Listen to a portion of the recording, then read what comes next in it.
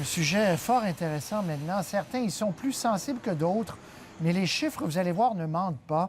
Montréal serait une ville bruyante, et pas à cause de tous les festivals et concerts, ça c'est bien, on est content, mais pour d'autres raisons. Anne-Louise Despatie. On comprend qu'on ne peut pas prendre une ville puis la rebâtir tout d'un coup. Mais quand on reconstruit, il y a des façons de prévenir la pollution sonore produite par les moyens de transport. Les automobiles, mais aussi les trains et les avions. Moi, je demeure à Ville-Mont-Royal et nous autres, c'est un gros problème parce que nos maisons ne sont pas isolées. Alors, on entend les avions tout le temps. La Direction de la santé publique de Montréal a mesuré le bruit sur 87 sites à l'été 2010. Les résultats de ces mesures sur 24 heures montrent que les 2/3 des sites dépassent le seuil de 55 décibels que recommande l'Organisation mondiale de la santé.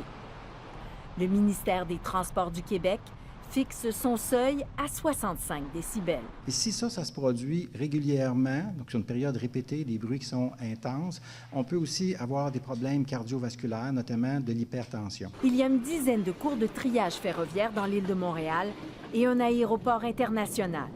Ajouté au bruit du transport routier, la santé publique considère que c'est un problème, mais comparable à d'autres grandes villes comme Toronto.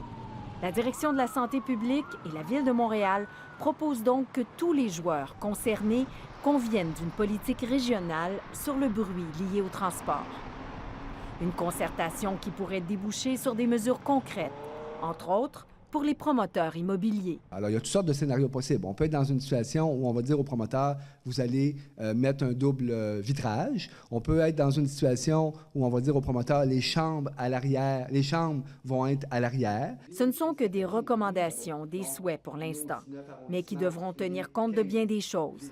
Par exemple, si on interdit le camionnage de nuit, comme c'est le cas sur Notre-Dame, dans l'arrondissement Mercier-Hochelaga-Maisonneuve, il faudra aussi que la police soit là pour faire respecter le règlement.